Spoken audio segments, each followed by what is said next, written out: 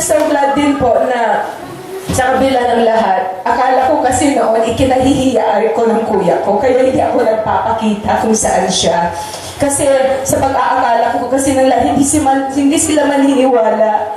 Bakit ikaw, pastor, tapos hinahayaan mo yung kapatid mo nandoon pa split kung ano-ano pinaggagawa sa showbiz? Katulad ng dati ng nanay ko, nahihiya siya. Sabi niya, alam mo, Ruby, sabi niya, lagi silang nagsasabi, bakit daw ganito ang ginagawa mo sa showbiz? Eh sabi ko, Nay, ilang taon na ba ako? Kung gagayahin ko ngayon yung mga kabataan, at kung gagayahin ko ngayon kung sino yung mga, sina Regine o kaya ano, na kahit kanta lang ang puhunan nila okay, na sabi ko, Nay, kailangan makipagkompetensyahan ako sa mga bata. Diba? Dahil kung hindi ko naman gagawin yung ginagawa ko noon, as mistika, hindi naman ako magkakaroon ng trabaho. So, paano ko naman masustentuhan ang mga apo ko? Dalawa na yung apo ko, diba? Pero katulad po ng kuya ko, sinabi niya na, hindi ka pa ipinapanganak, alam na ng Diyos kung saan ka ilulugar, kung ano ang gagawin mo sa mundo. Kaya sabi nga, nung nakita ko yung Father's Love Letter, it became an inspiration to my life. Nakita niyo na ba yun, yung Father's Love Letter? Makikita sa YouTube.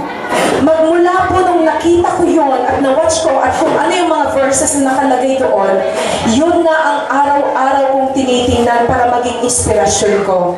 Kaya sabi ko, oh my God, Lord, kahit Mystica pala ang pangalan ko, hindi pala ako mistake. Pangalan ko lang pala yung Mystica, pero I'm not a mistake. Pero sabi niya, I determined when will you be born, and I determined where are you going to live. Kaya sabi ko, Lord, nagpapasalamat nga ako dahil kahit naranasan ko rin tumira doon sa mga lansangan at naglapag doon sa Rojas Boulevard kung bakit ko binalik-balikan yung mga tao. Pero Lord, thank you at inilagay mo ako sa isang mansyon.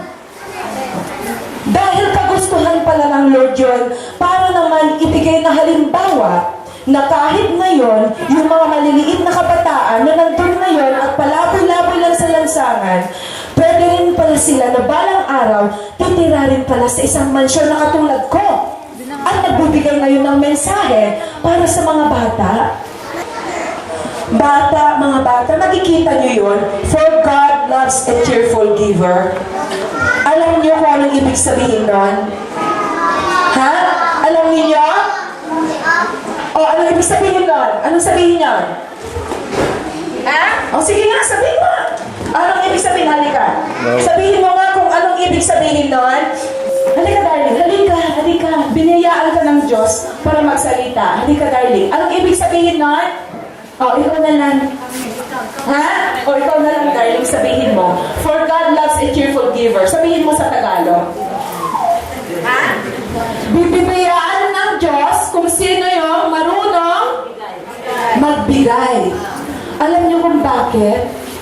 Kasi in every gift na matatanggap natin, yun ay biyaya ng Diyos. Kung meron ka, kailangan ipamahagi mo rin. Katulad ng sinasabi ko sa mga apo ko, kung minsan, di ba, may chocolate sila, tapos pahingi, o kaya bigyan mo naman yung mga bata, ay, ayoko! Di ba ganun ang sabi ko, anak, kung magbibigay ka ngayon, bukas, totoblahin, tritriplahin, at magdadami pa ang kapalit niyan dahil ang Lord, nakikita niya na ang puso mo ay maganda. Dahil nagbibigay ka rin ng biyaya. Kasi yung mga biyaya ay galing sa Kanya. Kung anong mga kinikita ko ngayon, galing sa Kanya. Binigyan ako ng Lord ng talento para magamit ko.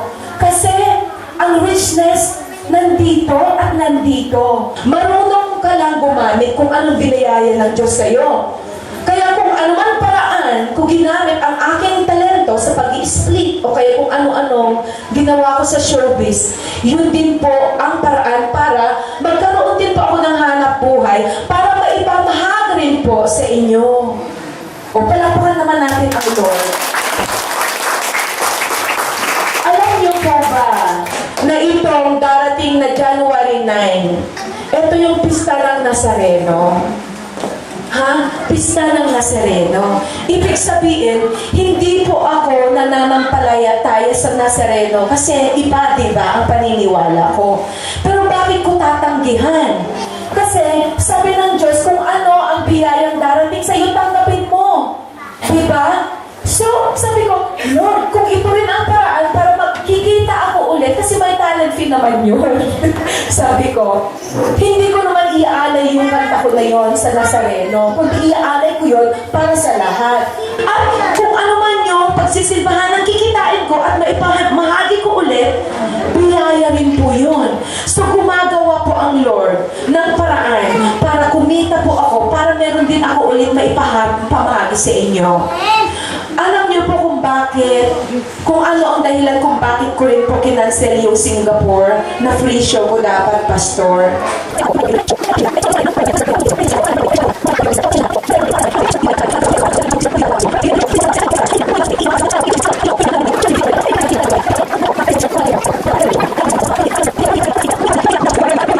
Diba?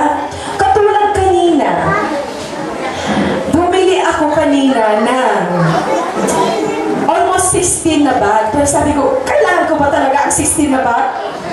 Kasi nagkataon na iba-ibang kulay on sale, 150 pesos each, samantalang 450 pesos each dati, di ba? Pero naisip ko, sayang kung hindi ko rin gagamitin eh. Pero babalik na lang siguro ako later, di ba? Para ipamigay. Bibili ako ng marami para ipamigay sa mga bata o whatever, mga estudyante, di ba? Ganun yung nasa utak ko. Pero as of now, siguro pwede kong bumili. 9 bags binili ko.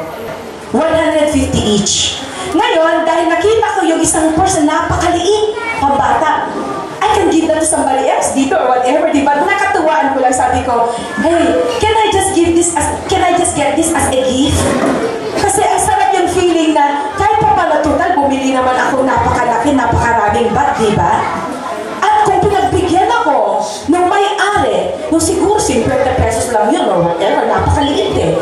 Kung pinagbigyan niya ako at ibinigay yun, right that moment, siguro bumili ako ng 50 bag. Pero alam sabi niya, ang inutos niya doon sa mga tauhan niya, no, I can't, I'm sorry. Well, give her a calendar. Sayang. Ang Lord, di ba? Before the Lord will actually ibigay na lahat sa iyo kung ano gusto mo, you have to build that relationship with the Lord. Tinetas ka rin niya, di ba? Give siya ng gift, take ka naman ng take. Maano lang napagbigyan mo naman ng konti, kapiraso lang, para naman to show na you appreciate that customer dahil hindi mo alam. Minsan lang nagkaroon ng customer na bumili ng 9 bag. Ang dami nagkalat ng mga characters doon. So, iyon mga kaibigan, isang lesson yon. Kung may opportunity at minsan lang miling, at para makita naman na kahit paano naman, total sabi ko, mistika naman ako. Siguro pagbibigyan ako. Kasi usually ganun ang ginagawa ko. O yung tricycle driver, sabihin mo, magkano pa mama ang ganito? Ihatid mo lang ako pabalik, sabihin niya, 127. Pwede bang tumawad? Tapos, oo ba ikaw pa? Pwede bang tawaran ng 200 na lang? O, tingnan mo. Hindi mo alam ng konting bigay, kahit konting share lang, nakita ng isang tao, nakita ng Diyos, na nagbigay ka ng konti lang. Hindi mo alam na ang kapalit ay sobrang dami. Kaya mga kaibigan, yung konting pag-share, huwag niyong ipagkait. Okay, mga anak? Lalo na ngayon, Christmas, okay?